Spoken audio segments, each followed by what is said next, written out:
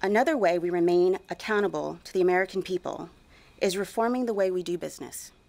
For years, Congress urged the department to streamline the way we buy, sustain, and invest in capabilities.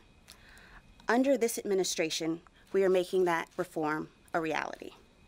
Last week, Jay Gibson, DoD's first Chief Management Officer, assumed his role as third in command of the department. Mr. Gibson will lead our efforts to synchronize technology, people, resources, and processes to achieve reform. He will also manage the fourth estate, the DoD staff and agencies that don't fall under our military services. This position is part of the largest reorganization of the department since the 1986 Goldwater-Nichols Act. You will see fewer generals and greater civilian oversight and accountability of the department as a result of this reform. The United Nations Security Council unanimously voted Saturday to demand an immediate ceasefire throughout Syria. The Assad regime continues attacking its citizens, especially in East Ghouta. We condemn the loss of innocent lives and urge all parties to remain focused on defeating ISIS. We encourage all parties to de-escalate and resolve the Syrian conflict and protect innocent civilians. The failed ceasefire calls into question Russia's commitment to de-escalate violence and negotiate a political solution. Russia's inability to exert control over the portions of the battlefield where they operate is troublesome. As General Votel testified earlier this week, Russia plays both arsonist and firefighter in Syria, fueling tensions among all parties, then serving as an arbiter to resolve disputes, attempting to undermine and weaken each party's bargaining positions. Russia's efforts to preserve their own interest in Syria puts coalition progress at risk and undermines international security. We do not seek a conflict with the Syrian regime, but we call on Russia to restrain the Assad regime, deconflict counterterrorism operations with the coalition, and de-escalate the remaining battlefields of the Syrian civil war. With that, I'll take your questions. So I'm starting to take it a little personally. No Bob, no Lita. Sylvie. Thank you, Dana. The Russian President Putin said today that he has weapons that are invincible and able to strike U.S. anywhere. Do you have any reaction? We're not surprised by the statements, and the American people should rest assured that we are fully prepared. Tar, go ahead. He was bragging about his invincible weapons? Again, we weren't surprised by his statements. Tara? One follow and then a separate topic. When Putin made the statement, he basically said it was because the U.S. under this new administration has built or got recommitted to building up its own arsenal. Is the U.S. to blame for perhaps a new missile buildup? Our stance has never been, they know very well that it's not about them. Our missile defense has never been about them. We need to ensure we have a credible nuclear deterrent. And we are confident that we're prepared to do, and we're prepared to defend this nation no matter what. Separate topic on personnel. Sergeant First Class Bob Crawford is a 7th Special Forces Group veteran whose wife faces a deportation hearing on Monday. They have worked the system to try and get her legal status changed. Is Secretary Mattis aware of this veteran's plight? And as a bigger picture, there are up to possibly 5,000 members of the military that are looking for their own naturalization cases to be resolved. What sort of attention is Secretary Mattis putting on this issue? So I'm not familiar with the precise details of the story. I haven't read it. So let me come back to you with more details on that. I'm not aware of it. The Secretary is not aware of it. So I owe you that. The disposition of these individuals is ultimately an issue for legislators and for DHS. But obviously, we will continue to help and provide our advice and counsel, but those are ultimately within the purview. But I do owe you an answer on that specific case. Within the, when DACA was an issue, Secretary Mattis was able to reach out directly to Secretary Nielsen to resolve that issue. Is he willing to, again, reach out to the Secretary of DHS to resolve these individual cases and then the issue at large? I think the Secretary wants to ensure that there is a comprehensive way in which we look at all of these things, and that includes more than the Department of Defense. So obviously we'll continue, and he'll continue to have those conversations with DHS. Joe. Thank you. I would like to, we have seen today a Russian statement saying that the U.S. is establishing has established 20 bases in Syria, mainly in the areas controlled by the Kurds. This is the first statement. The second one, also, the Russians are accusing the United States of providing the Kurds with sophisticated weapons. How does the DoD address both statements? So I've seen the reports regarding the bases, but the focus needs to remain that Russia has helped the Assad regime. They've enabled them to kill their own citizens, and we're watching. It's a brutal regime, and Russia allows it to kill its own people, to use chemical weapons. Russia has made a lot of promises with respect to Syria. Our mission remains that all parties focus on defeating ISIS. This is a complex space, and all parties need to focus on that. We want Russia to live up to its commitments with respect to the ceasefire. There are innocent people dying. There's humanitarian assistance that's not getting through. They've made a commitment, and we want them to uphold that commitment. Quick follow-up. Have you seen any evidence that the Assad regime has used chemical weapons in eastern Ghouta? We haven't seen any of that evidence yet. Barbara. As I'm sure you know, U.S. military exchange stores sell firearms and ammunition. Firearms in the stores, ammunition in the stores, and in the bricks and mortar stores, and online. And online in particular, they sell a wide variety of ammunition. I was looking today, including jacketed hollow point rounds. One advertiser on your DoD exchange website advertised their jacketed hollow points as, quote, the deadliest bullets on the planet. While I understand that the customer base for this would be those in the legally engaged in hunting, most likely, or sporting activity, my question is very specifically, given today's environment, why does the department need to be selling these items through its military exchange stores? Are you looking at it? Are you rethinking it? What's the policy here? The policy hasn't changed, and all of our exchanges are subject to both federal and state law, and they are all in compliance. So they do. It differs depending on the state, but all of our installations are in full compliance. Of course, you would be following state and federal law. I have no question about that. My question really goes to, again, I know we've talked about this before, given the national conversation, you are, by selling these items, you are now part, there's just no question, the Pentagon is now part of this national conversation because you offer these items for sale. What is the need to offer why are you selling these items in military stores and in military websites online?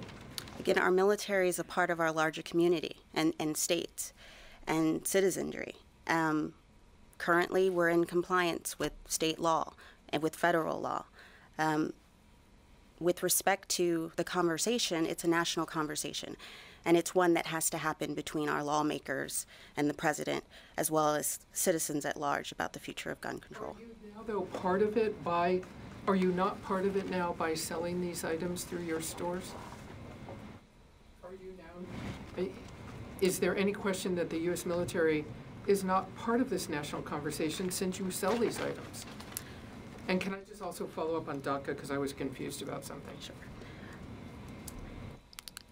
Our service members are a part of our community, and they enjoy the same rights as those in our community. They have the right to purchase ammunition and guns as long as it's in compliance with state and federal law, as well as the policies with respect to on our bases. Our policies haven't changed. So if something is going to change, that is ultimately for lawmakers to make that decision. Can I ask about DACA? Because I was confused, and I want to make sure. The last time the Secretary talked about the U.S. military personnel and DACA, I think I'm correct that he indicated active duty, not veterans, active duty military personnel would be protected from deportation. He did not want to see people deported. So what is being done if there are all these cases out there, which there are? What is being done since we last talked about it to ensure military members under DACA are not going to be deported? What is being done? So the Secretary's comments were anyone who was active duty. I think he also talked about reserve, as well as those who had been, as long as there hadn't been a federal order for deportation, who had left service honorably. Those were the two categories, and he outlined a couple of exceptions. The DACA question is ultimately one that has to be looked in a holistic way. These are hundreds of thousands of individuals. Ultimately, DACA has to be decided by our lawmakers. That's a decision that Congress has to decide. But isn't that different than what he told us? He told us he spoke to the DHS secretary, and that these people would be protected and they would not be deported. He did not want anyone deported. Now it seems to be back away from the secretary's view and back at DHS. So does the secretary have any influence or any ability to carry out what he said, that he didn't want these people deported under DACA? The secretary has a great deal of influence. So again, the ultimate question of the fate of DACA is with legislators. It's with the president. It is not with Secretary Mattis. Secretary Mattis talked about individual DACA members who had served honorably and who are on active duty. The question of how DACA is resolved is ultimately with Congress. Gordon, go ahead. Secretary, though, his protection or his efforts to protect members, does that include family members as well? I will have to come back to you. His statement was about service members. Christina. Thank you. On Yemen, yesterday Senator Mike Lee and Bernie Sanders introduced a bill that would force a debate over our involvement in Yemen. What is the authority that we are participating in the Saudi-led war, and what is your response to the legislation? In Yemen, our mission is two parts. It's a counterterrorism, which we feel we have the authority to conduct that mission under our current AUMF. Our other mission is with respect to supporting Saudi Arabia. Saudi Arabia has been attacked from Yemen by Iranian-backed Houthis who have fired missiles on and targeted civilian facilities. The extent of our support is refueling and sharing intel. So that is our mission in Yemen. I won't comment on pending legislation, but that's the extent of our involvement. What do you say to critics who say the servicing agreements that we have with Saudi Arabia to use that as the authority is sort of a stretch for our involvement in the conflict? I will let Congress decide, but we feel as though we have the authorities under the current AUMF to conduct our missions. Goyle. Thank you very much. Madam, two questions, please. One, for the first time between U.S. and India, there will be a 2+2. Anything you have new, because it will be, of course, on defense and security matters. Yes, so we're looking forward to that. Our goal is to ensure that we are working together on an array of issues with respect to regional security. India plays a very important role. And therefore, the more we can have a conversation, not only about Afghanistan and the future of Afghanistan, but also how can we work together on maritime security? There's a great deal that we can learn from each other. And so the Secretary looks forward to that conversation. My second question, as we're talking about Afghanistan, there are in Washington high-level officials from the Afghan government, including special advisors to the president and the advisors. Now, my question is what they are saying, and also, of course, the Afghan president have been saying for the last several months that as far as security matters and terrorism is concerned in his country, Pakistan is behind, and unless Washington stops it or put pressure on Pakistan, there will not be a peace in the region or in Afghanistan. But also at the same time, recently, Saudi Arabia, Turkey, and China voted against the U.S. resolution as far as that Pakistan is supporting terrorism. And State Department did confirm, yes, Pakistan is still supporting terrorism with U.S. money for the last several years. And what is the Pentagon's or Secretary's views as far as Pakistan's or Afghanistan's future? Well, with respect to Pakistan, we believe that Pakistan can do more to combat terrorism. This is an inflection point, and this is an opportunity. And Pakistan has an opportunity to do more. They've been victims of terrorism. So we'll look forward to continuing to work with them to see where there are opportunities. Jeff. Russian President Putin has said that any nuclear weapon used against the Russians or their allies will be viewed as a strategic threat. Does that negate the need for low-yield nuclear weapons?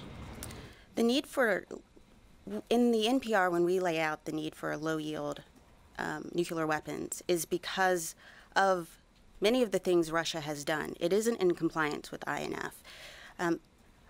We need to ensure that our nuclear stockpile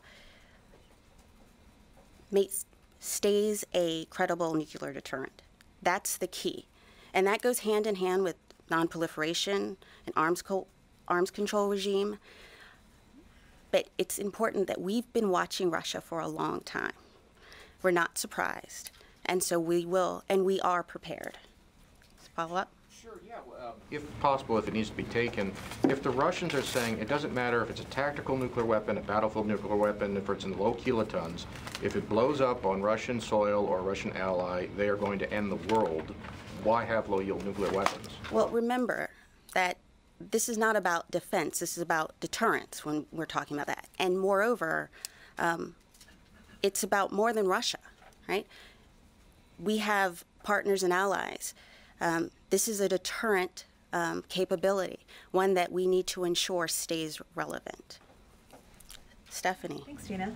I think you touched on this in your last answer, but just to be crystal clear, with this development with the development of these new Russian weapons, does that change the U.S. deterrence policy at all at this point? These weapons that are discussed have been in development a very long time.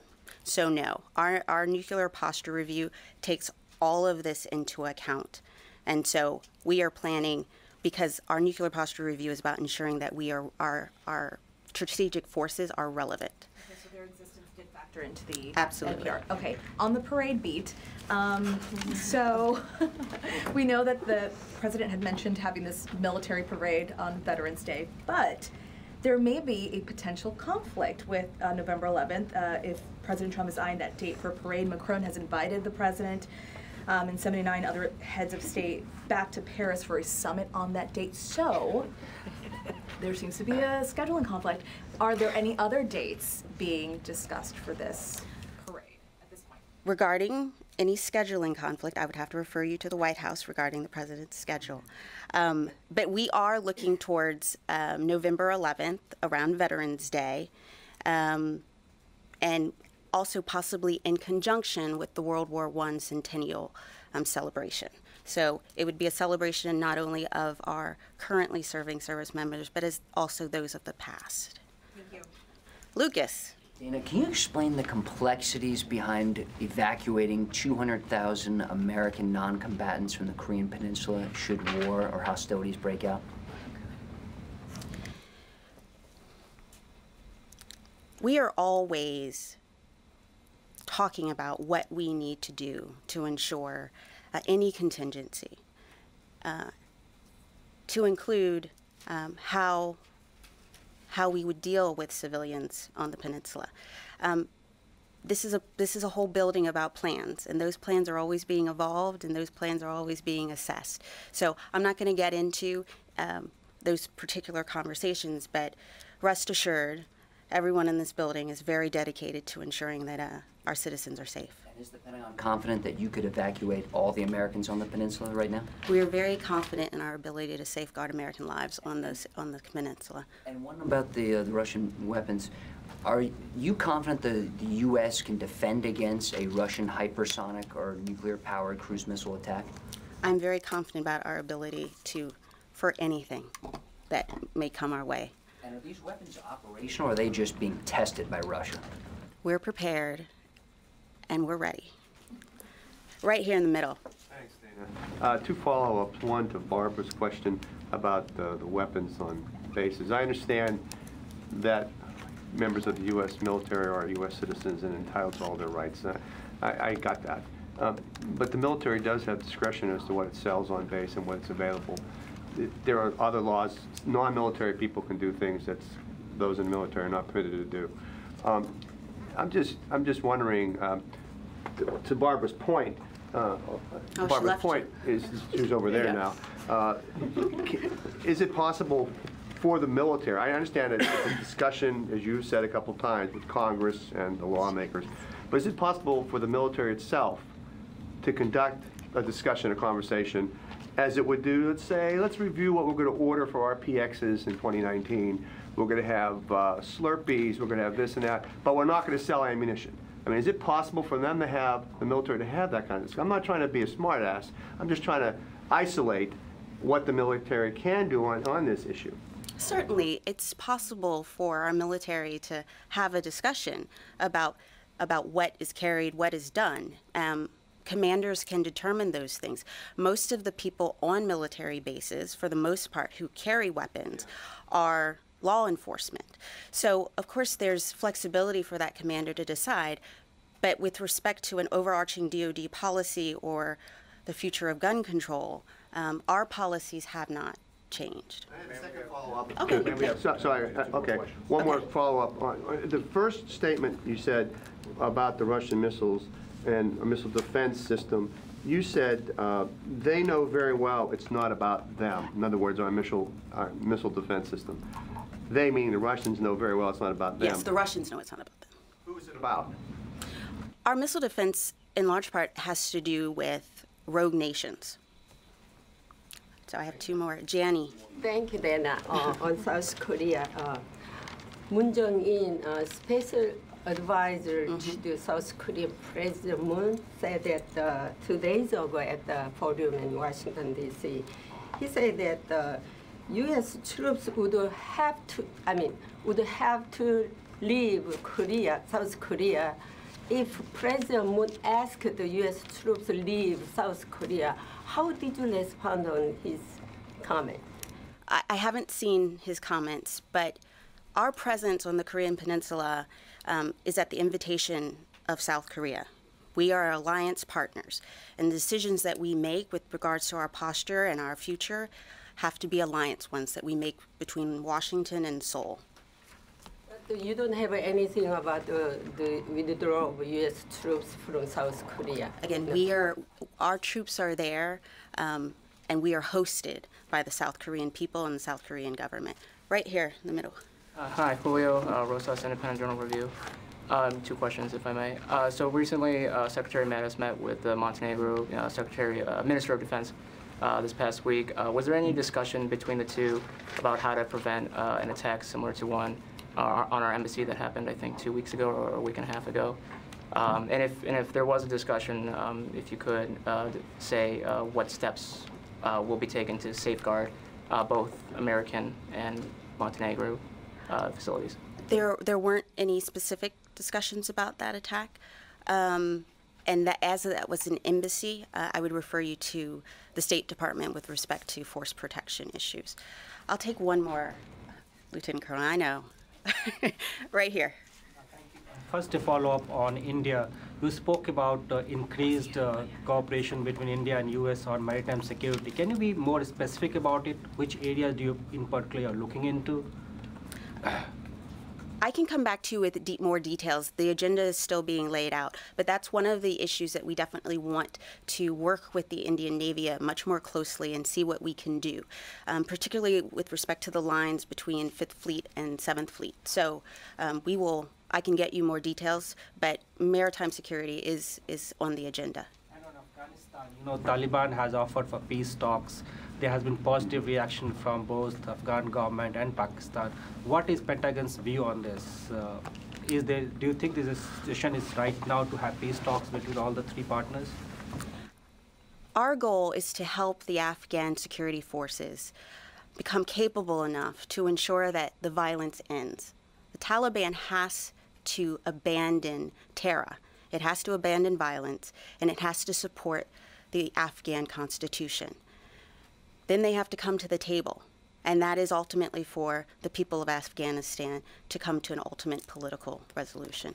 Thank you all very much. The U.S. scheduled to restart training with the South Korean?